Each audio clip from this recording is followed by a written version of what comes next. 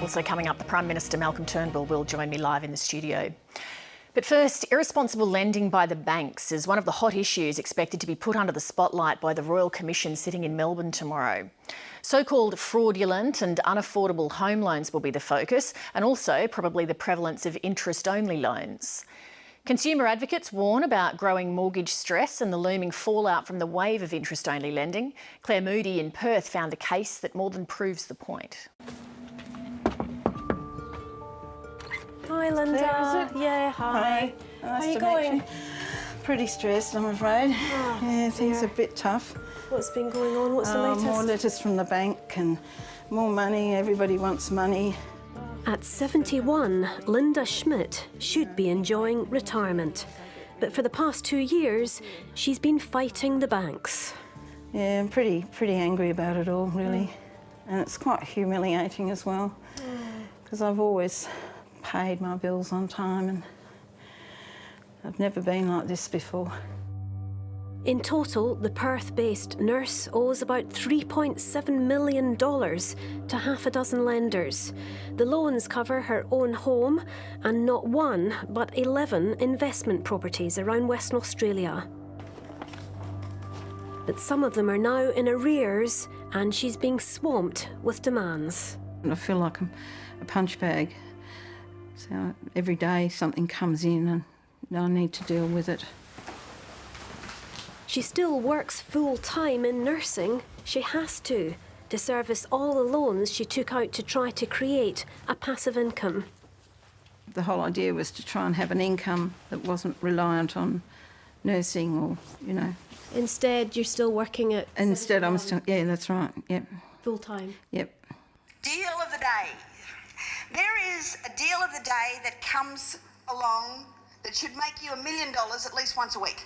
It all started with property investment seminars. Net equity gained in this way can then grow every year. Well, of course you are influenced because you go there to learn. You go there to, you know, try to see how you can create some sort of other income for yourself. One of her most recent loans was taken out with Westpac 4 years ago through her self-managed super fund. Despite already owing that bank close to $1 million, she managed to secure another loan for $360,000. She says she only signed the back 3 pages of this loan application form, supplied by an independent mortgage broker. And when she applied recently for a copy of the full application form, she was shocked by the contents. First of all, that didn't exist any longer. The money in your self-managed super fund. There It says wasn't. $500,000 there. Yeah, but there wasn't. And she says her existing loans are understated by tens of thousands of dollars. When the Westpac loan was approved, WA's mining boom was already on the slide. The new property she'd just bought ended up lying empty for 18 months, and her other properties also became harder to rent and sell.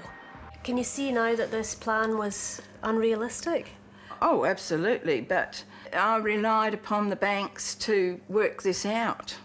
I relied upon the banks to sit down and work it all out with me. WA-based Members Bank Police and Nurses has already taken possession of 2 of her investment properties.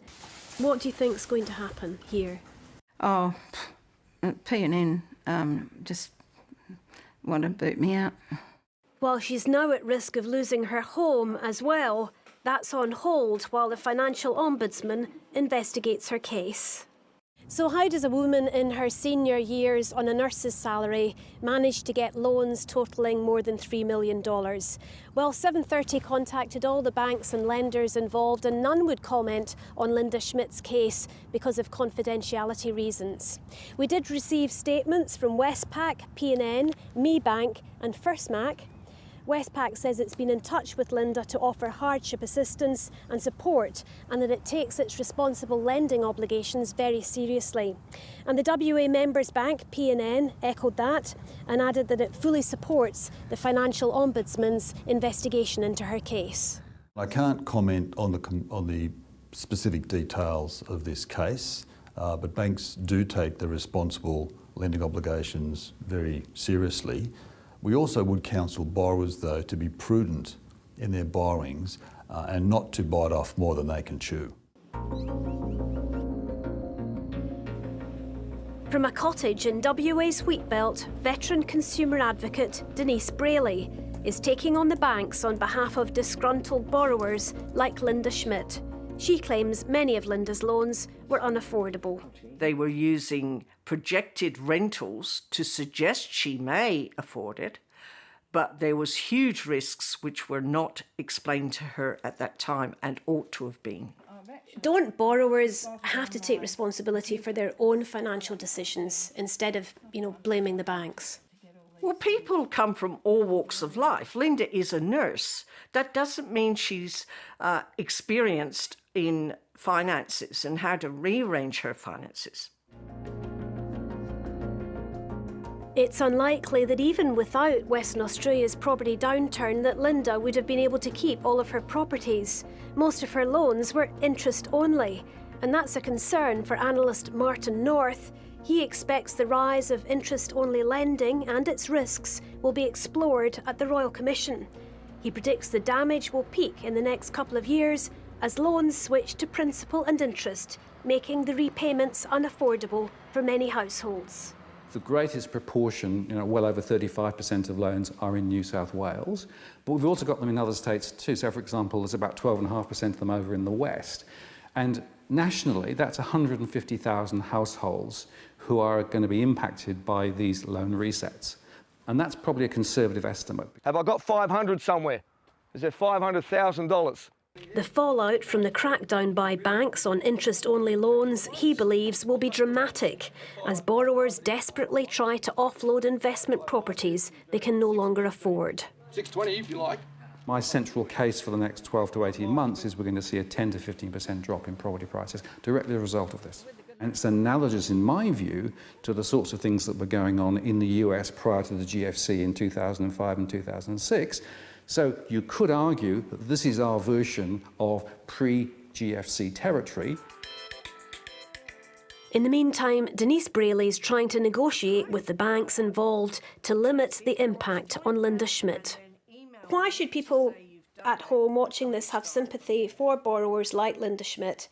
Don't people have to take responsibility for their own financial decisions? Yes, normally we take the system to be you've got to take responsibility for your own decisions, but not if you're not told the risks, not if the risks are hidden from you. Linda does have a chance of keeping her home. She's got some equity in at least 2 of her remaining properties, but there will be little left for retirement. I've been pretty down and pretty upset. Very humiliated because I'm a fighter and I've tried very hard to do the right thing. I just, survived from day to day.